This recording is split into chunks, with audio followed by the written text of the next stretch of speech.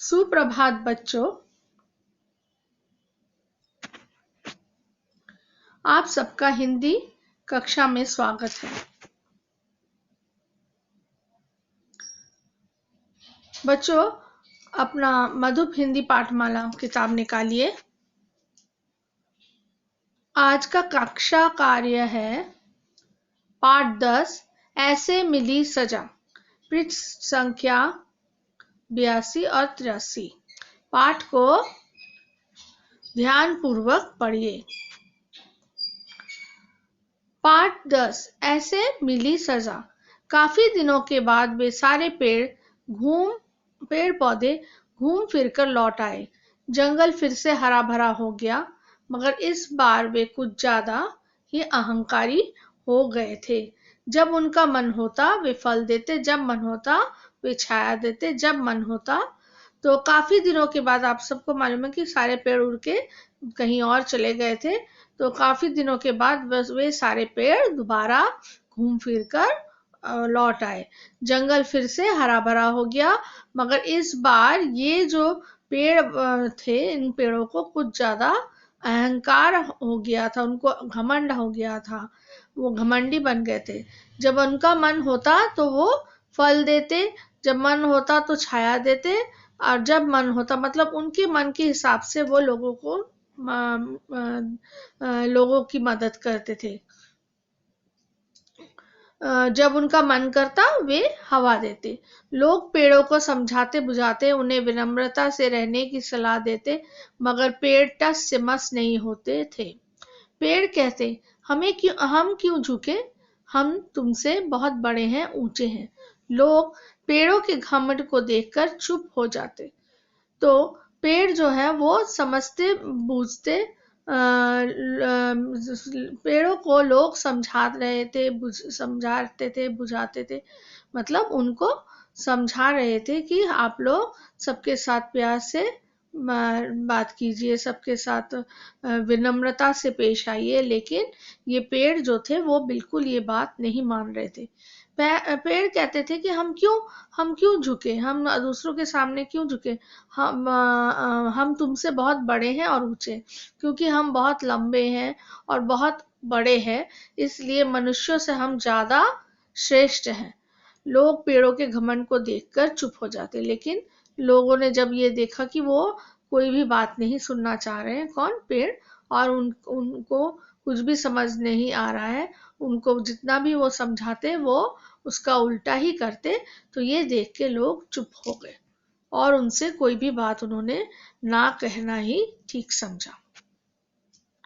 एक बार गर्मी की तेज धूप में दो बांस के पेड़ आपस में किसी छोटी सी बात पर लड़ पड़े। दोनों के टकराने से चिंगारी निकली और उस एक चिंगारी से देखते ही देखते पूरे जंगल में आग लगा दी। तो एक दिन क्या हुआ, बहुत गर्मी थी, तेज धूप भी थी, तो दो बांस के पेड़ों में झगड़ा लग गया और वो लोग लड़ते लड़ते क्या हुआ कि दोनों के टकराने से चिंगारी निकली। चिंगारी यानी कि जब आग लगने से पहले जब आप माचिस जलाते हो ना, माचिस से क्या सच आग के छोटा छोटा कैसा मतलब एकदम चिंगारी जैसी लगती है, जैसे जो एकदम थोड़ा सा आग जलता है, जैसे छीट रहा हो कोई आग के उसमें से, माचिस में से, तो वो उसको चिंगारी कहते हैं। तो उस छोटी चिंगारी से देखते ही दिखते क्या हुआ, पूरा जंगल जो है उसमें आग लग गई। आग बढ़ने लगी, सिर्फ पेड़ पौधे ही नहीं, उस आग में जंगल के अधिकतर जानवर और लोग भी जलने लगे और आग बढ़ने लगी। धीरे धीरे इतनी बढ़ गई कि सिर्फ पेड़ पौधे ही नहीं जलने लगे, बस बल्कि उस जंगल में रहने वाले जानवर और उसके आसपास रहने वाले लोग भी जलने लगे। जंगल में भगदड़ मच गई। एक छोटा सा बच्चा अपने माता पिता से अलग हो गया।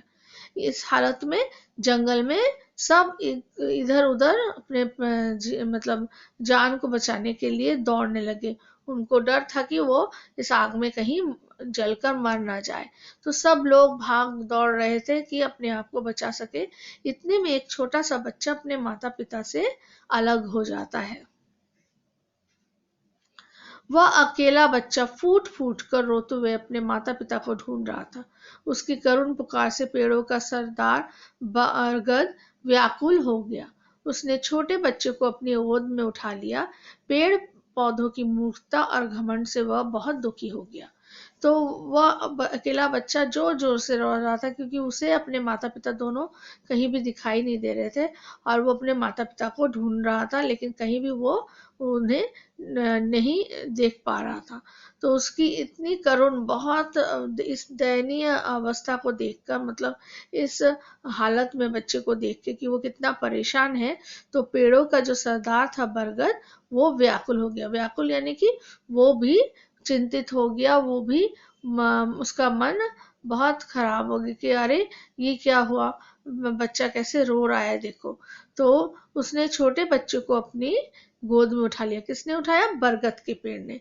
और पेड़ पौधों की मूर्खता और घमंड से वो बहुत दुखित हो गया, और उसने सब समझ में उसको आया कि इस तरह से पेड़ एक दूसरे से नहीं लड़ते तो ये आग नहीं लगती, और जिस तरह से पेड़ मनुष्यों के साथ या दूसरे जीवों के साथ वो व्यवहार कर रहे हैं, दुर्व्यवहार, तो उससे वो बहुत दुखी था।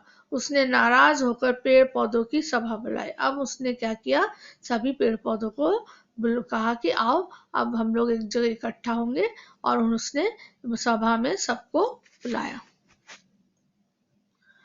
और उनको सजा सुना दी। अब वे ना कहीं उड़ेंगे, ना कहीं जाएंगे, और ना कुछ बोलेंगे। अपनी अपनी जगह पर अनुशासन से खड़े रहकर मौसम के अनुसार फल और फूल देंगे। और उसने सजा सुना दी पेड़ों को कि आज के बाद तुम लोग कहीं भी ना उड़ सक कर जा सकोगे, ना कहीं जाओगे, और ना कुछ बोलोगे। अपनी अपनी जगह पर अनुशासन से खड़े रहकर मौसम के अनुसार फल और फूल देंगे, और अपनी अपनी जगह पर अनुशासन से जैसे जहां पर है वहीं खड़े रहेंगे, और वहीं पे रहकर अपना फल और फूल दूसरों को देंगे। कहते हैं उसी दिन से पेड़ों ने उड़ने, चलने, बोलने की शक्ति का उपयोग करना बंद कर दिया, और समय के साथ वह शक्ति समाप्त हो गई। अब वे सिर्फ आसमान की ओर ताकते हुए शायद अपने पुराने दिनों के बारे में सोचते हैं, और पश्चाताप के आंसू बहाते रहते हैं। तो बच्चों, अब उस दिन के बाद जब से वो वहां से और हिले डुले नहीं, वहीं पे एक जगह पर वो लोग खड़े हो गए, और चलना फिरना सब बंद कर दिया। धीरे धीरे उन्होंने अपनी ये जो शक्ति थी बोलने, चलने या फिर उड़ने की, ये शक्ति खो दी, और वो धीरे धीरे उन्होंने ये जो शक्ति उनकी थी वो खत्म हो गई, और वो उसके बाद से फिर कभी चल नहीं सके, उड़ नहीं सके, और कहीं जा नहीं सके, और ना ही बात कर सकते थे। अब वे सिर्फ आसमान की ओर ताक कर देखते थे, और अपने उन पुराने दिनों के बारे में सोचते थे कि जब वो बोल सकते थे, उड़ सकते थे। और पश्चाताप के आंसू बहाते रहते हैं। पश्चाताप मतलब जब आप कोई गलत काम करते हो, और उस गलत काम को करने से आप सोचने आपके मन में ये विचार आता है कि हाँ, हमने ये गलत किया है, और हमें इसका प्रायश्चित करना चाहिए, हमें इसकी अपने आप को सुधारना चाहिए। तो जब आप अपनी गलती मानकर रोते हो, या मन दुखी होता है, तो उसको कहते हैं पश्चाताप। तो बच्चों, इसे लिखा है अमर गोस्वामी ने। आज ही हमारा पाठ यही खत्म होता है। आप लोग इस पाठ को 5 बार पढ़िएगा। अब हम लोग माइंड मैप पढ़ेंगे। माइंड मैप ऐसे मिली सजा। इसको पढ़ने से हमने अब तक जो भी पाठ में पढ़ा है, सब कुछ हमारे सामने छवि की तरह आ जाएगा। पहले के समय में पेड़ चलते फिरते, घूमते और आते जाते थे। लोगों को घर बैठे तरह तरह की चीजें मिल जाया करती थी। तो पहले के समय में क्या होता था, पुराने समय में, कि पेड़ चलते फिरते थे, घूमते थे, और एक जगह से दूसरे जगह आ जा सकते थे। लोगों को घर बैठे बैठे तरह तरह की चीजें मिल जाती थी, और इस वजह से पेड़ों से मिलने वाली जो चीजें, जैसे सेब, यहाँ पर नहीं, कश्मीर या पहाड़ी इलाकों में सेब का पेड़ होता है, लेकिन वो पेड़ चल फिर पाते थे, तो सेब आके उनके मतलब जो लोग वहां थे, उनके यहाँ घर के सामने भी उसका पेड़ आके खड़ा हो गया, जिससे कि वो लोग सेब का पेड़ वहां भी लगा हुआ देख पा रहे थे और सेब खा पा रहे थे। दूसरा है, धीरे धीरे पेड़ों में श्रेष्ठ होने का अहंकार आ गया, सारे पेड़ उड़कर पहाड़ों पर चले गए, जिससे चारों ओर सूखा पड़ गया। बहुत दिनों बाद वे वापस आए। तो दूसरा है, धीरे धीरे पेड़ जो है उनको पता लगा कि हमारी इनको बहुत जरूरत है, किसको, मनुष्यों को और जीव जंतुओं को।